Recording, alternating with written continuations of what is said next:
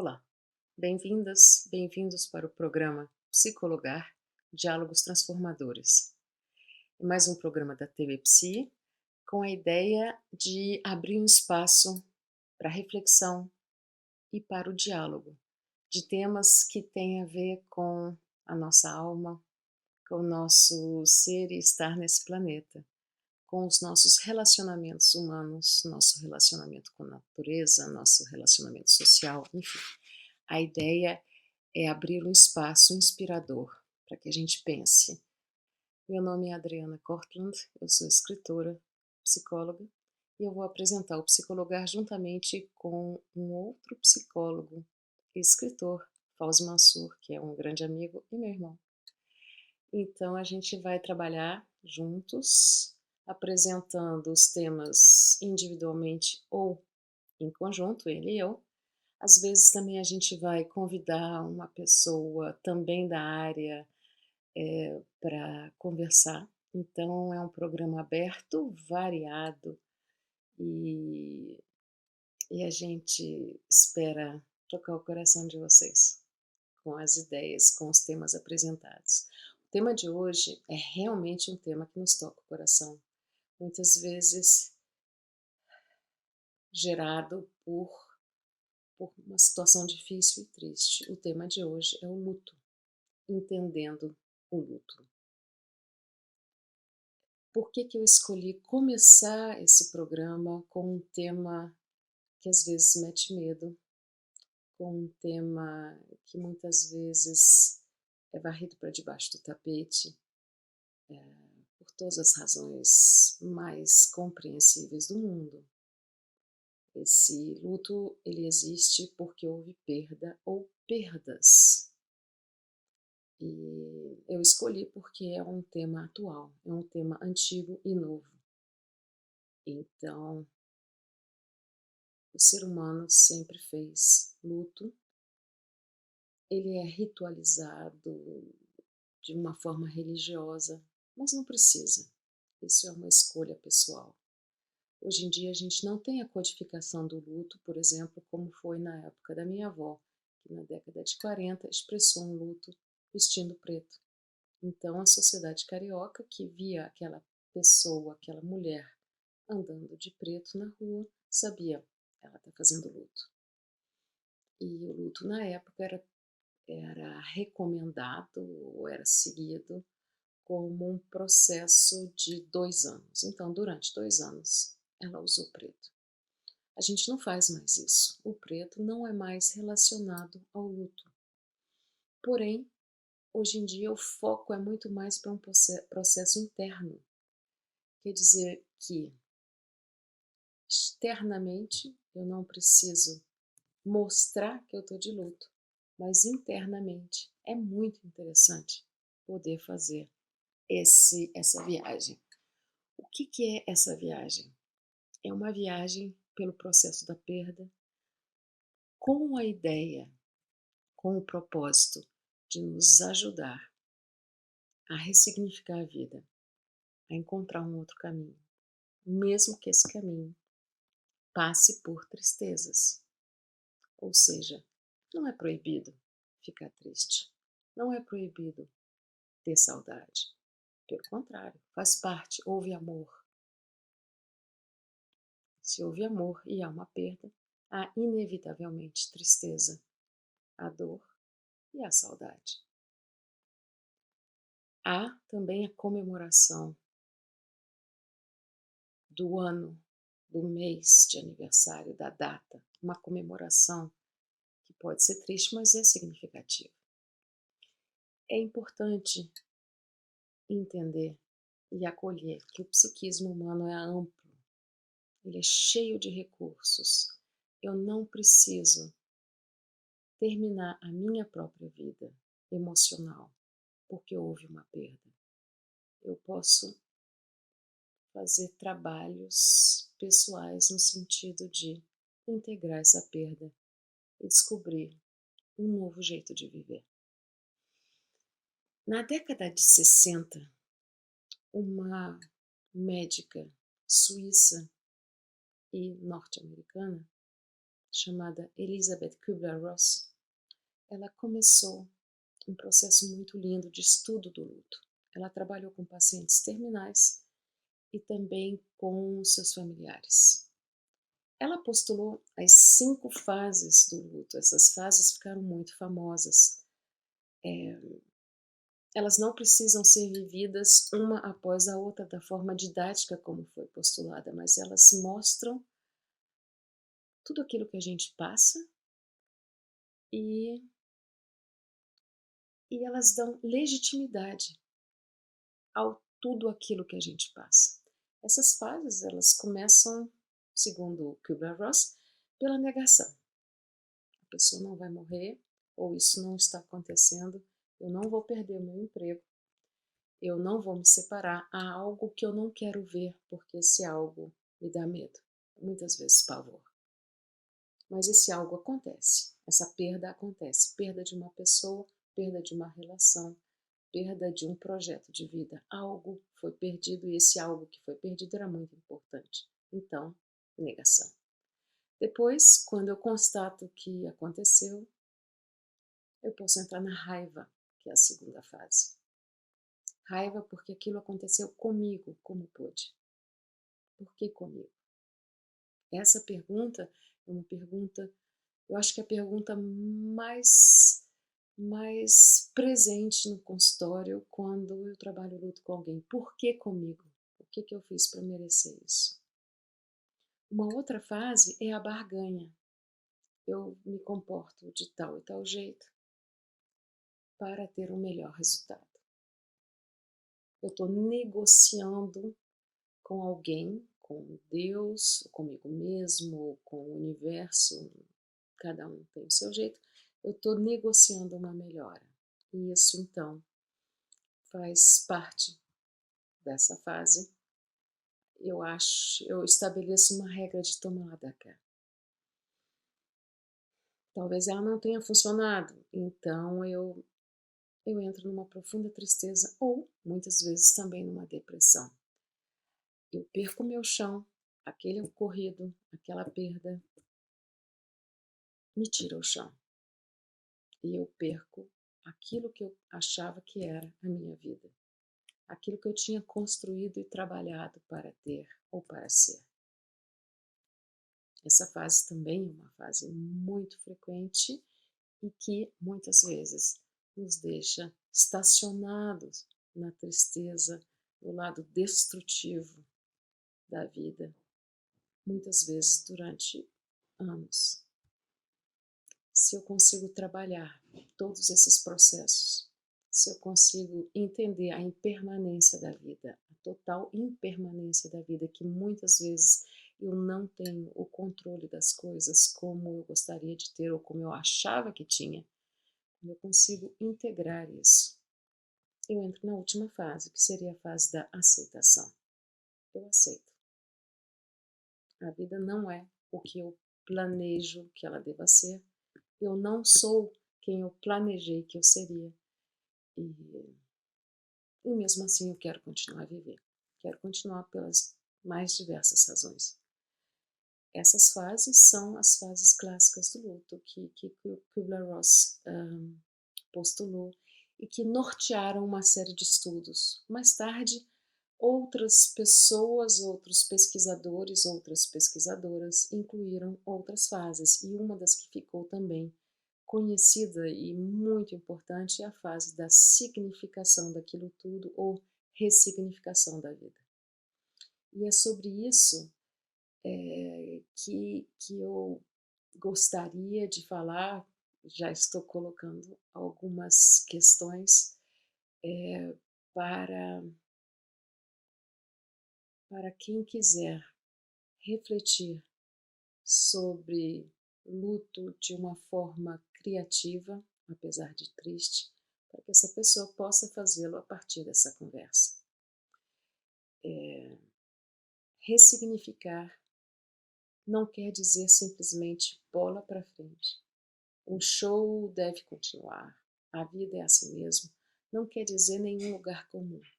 Quer dizer simplesmente entender e aceitar e integrar aquilo que eu não queria, mas que teve seu rumo. Hoje em dia a gente tem passado de uma forma individual e coletiva por muitas perdas. Há várias crises acontecendo no mundo e a pandemia, que parece ser realmente mais longa do que a gente poderia ter imaginado, essa pandemia nos mostrou uma série de questões muito importantes e que fazem parte agora da nossa vida. Primeiro, a nossa vulnerabilidade. A gente vive num, numa sociedade onde a performance pessoal, o rendimento, é algo que faz absolutamente parte daquilo que cada um quer ser e ter. Então a gente quer produzir, a gente quer ter a adrenalina, a gente quer estar no controle das coisas, a gente quer estar sempre bem, sempre bonito, sempre bonita, fazendo tudo e mais um pouco para que a nossa aparência e a nossa performance seja sempre otimizada. Isso faz parte dessa mentalidade onde a gente vive, a modernidade. Aí, de repente, acontece um vírus que, dentro do conceito da biologia moderna, nem é realmente um ser vivo. E traz vários tipos de crise pessoais, econômicas, afastamentos sociais, isolamento, problemas financeiros, ou seja, um vírus que não é considerado um ser vivo, nos coloca de um jeito ou de outro, de joelhos diante dessa realidade.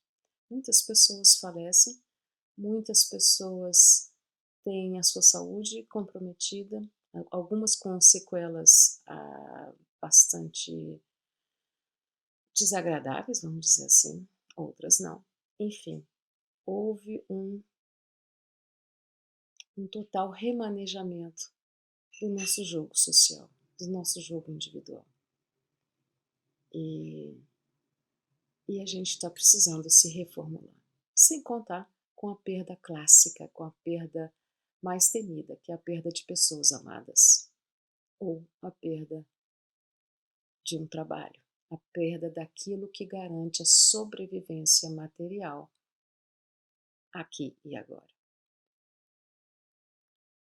A ideia de entender o luto é entender que a aceitação do momento, para que a aceitação nos mostre o que fazer, é a ideia do trabalho do luto. As emoções por si só, na gente, elas não têm uma duração eterna. Ou seja, eu não estou disposta a ficar triste a vida inteira a partir de uma perda ou algo que me aconteceu. Essa emoção, ela existe para me mostrar a relação que eu tinha com a pessoa, a relação que eu tinha com o trabalho, a relação que eu tinha com alguma coisa. Eu tinha. Se eu quero estar no presente e se eu vou continuar a caminhada, eu preciso entender e aceitar que eu não tenho, eu tinha. Eu preciso transformar em passado algo que era para mim um projeto de presente e de futuro. Essa aceitação, a ressignificação da vida. E agora, o que eu vou fazer sem essa pessoa na minha vida? O que eu vou fazer agora sem esse trabalho na minha vida? Apesar de ser uma pergunta triste e difícil, é a partir dessa pergunta que eu continuo a caminhada. O que eu vou fazer? Quem eu sou a partir disso? Como eu posso estar presente aqui e agora a partir disso? Eu não preciso passar por esse momento sozinha. Eu posso buscar ajuda. E essa ajuda, ela pode vir de amigos, ela pode vir dos meus contatos sociais.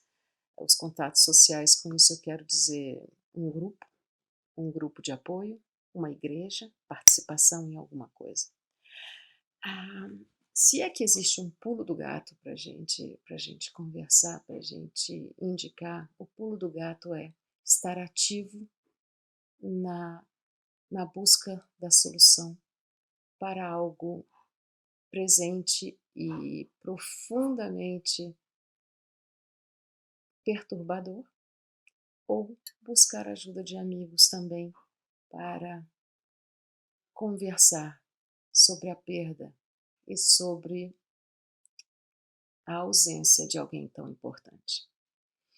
Ou seja, é muito importante a gente não se fechar para o mundo e a gente entender que a gente não está sozinho. O isolamento, às vezes, é importante. Ficar quieto, pensar, imaginar.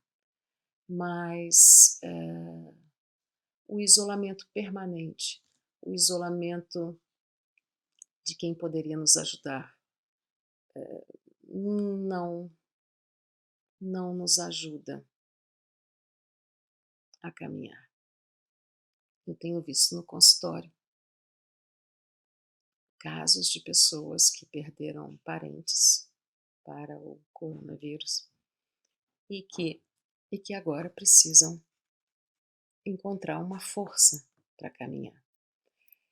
Nesse processo de força de caminhada, muitas vezes realmente o trabalho psicológico, o trabalho num consultório tem o seu lugar, mas também o trabalho em toda uma rede de vida, que são amigos, que são grupos, é igualmente importante. Aonde é que a gente se apoia para caminhar? Pode ser nas amizades e pode ser no consultório psicológico, mas o grande apoio está na própria pessoa. Quantas e quantas caminhadas difíceis a gente já fez, por quantos momentos difíceis a gente já passou, e esse momento passou. É muito importante entender que aquilo que a gente acha que veio para se instalar para sempre, uma crise, é algo que vai passar como tudo passa. É importante a gente entender que o ser humano tem recursos inimagináveis e um grande recurso humano é o recurso de entender que eu já dei conta de tanta coisa difícil, eu vou dar conta disso também. E o passo importante para esse dar conta é estar disposto a dar esse passo. A entrega, a auto-entrega a uma passividade esperando que algo aconteça não é um bom caminho. Eu tive recentemente um caso de um pai que perdeu a esposa e a filha para o Covid e ele ficou sozinho para dar conta. A princípio ele não queria mais dar conta, mas depois ele se agarrou em alguns fios que ele pôde se segurar, alguns fios de vida.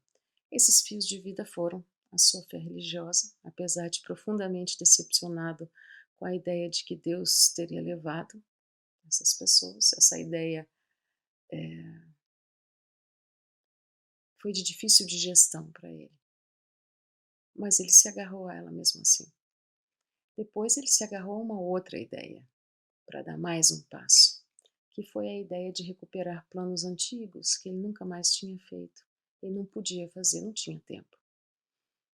Aí, no meio da pandemia, ele resolveu aprender canto à distância, online. Sempre foi esse sonho de cantar, esse sonho de se expressar através dessa arte. E ele então resolveu fazer isso. Para muitas pessoas era uma coisa meio louca, do tipo, nossa, ele tá fazendo qualquer coisa para continuar, e pode até ter sido, mas ele começou isso. A partir desse canto, a partir desse trabalho, ele recuperou a própria voz. A partir da recuperação da própria voz, ele resolveu fazer um trabalho voluntário com o canto. Na região onde ele morava, havia muitas crianças, crianças de rua. E ele resolveu cantar com essas crianças. Ele arrumou, não sei onde, algumas máscaras e de vez em quando ele sai, reúne essas crianças num parquinho, leva um lanche e canta. Para ele isso construiu sentido. Para muitas pessoas é um projeto pequeno, é algo insignificante. Para ele aquilo trouxe significado. Por que que trouxe significado? Porque ele fez isso aqui. Ele fez um contato com ele mesmo. Ele fez um contato com um antigo sonho. Ele fez um contato com uma antiga crença que estava abandonada, que era a crença numa divindade, na crença em Deus. Ele então, a partir desse recontato, desse autocontato, ele conseguiu dar um passo. Ele continua no processo de luto.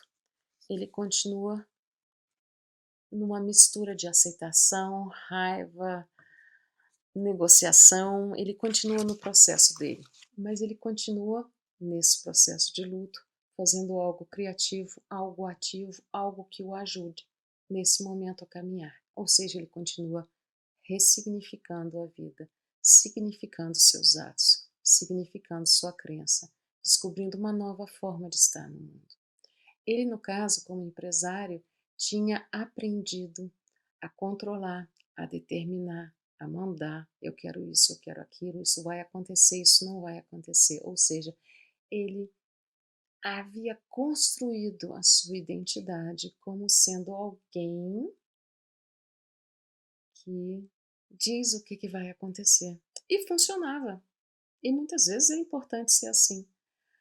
Talvez, como ele mesmo me disse nas sessões do consultório, talvez eu tivesse achado que a vida era só isso. E ela não é só isso, ela é tanta coisa. A partir de agora, ele retoma as atividades profissionais, ou seja, ele retoma a necessidade de controlar processos, é o trabalho, porém com outros, vamos dizer assim, outras cores. A cor do indeterminado, a cor da transformação, a cor da saudade e a cor do mas ela, a esposa e o filho, com certeza gostariam que eu estivesse bem. Ou seja, ele integrou a perda, ele integrou ou está integrando esse momento em tudo que ele está vivendo. Não é fácil, não é simples, mas é um caminho. É um caminho porque a gente pode fazer outros caminhos quando passa por esses turbilhões terríveis. A gente pode ir para um caminho do vício, a gente pode ir para um caminho destrutivo. Essa, vamos dizer assim, essa possibilidade de se deixar ir e de nunca mais se recuperar é uma possibilidade. Mas é tão bom quando a gente consegue se dizer: é uma possibilidade, mas eu quero outra, eu quero uma possibilidade de construção. No caso dele, essa possibilidade de construção começa a se fazer realidade quando todo dia ele levanta e faz os seus pequenos rituais de conversar com fotografias, conversar com sua memória, rezar, porque para ele isso é importante, passou a ser mais importante ainda. E às vezes ele vai para o parquinho cantar com as crianças, às vezes ele não pode porque está tendo que trabalhar dobrado para recuperar as perdas financeiras. Mas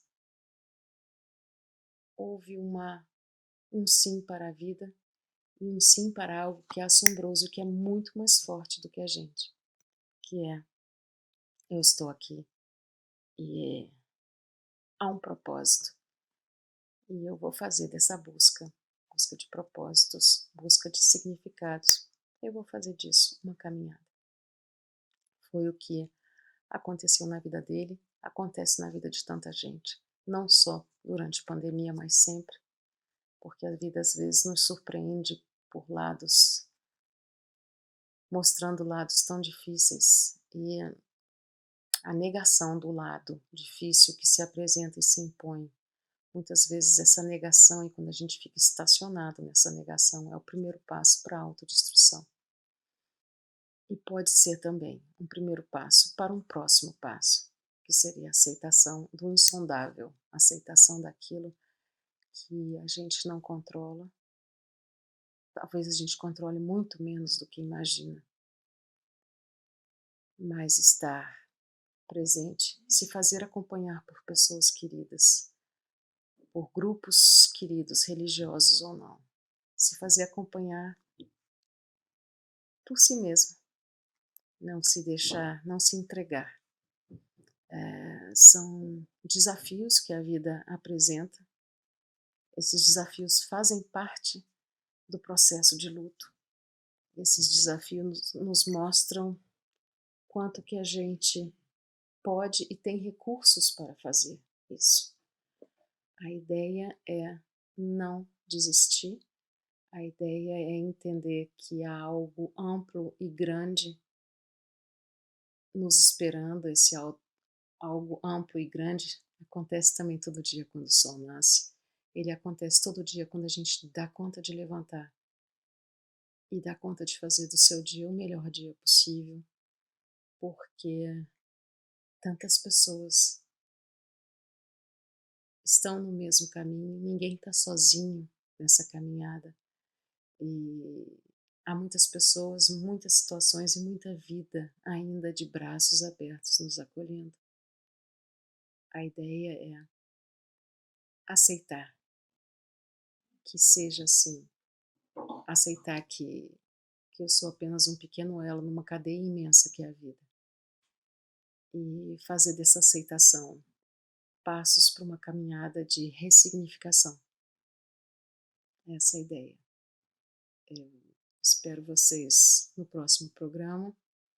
Me despeço desejando um bom dia. Tchau.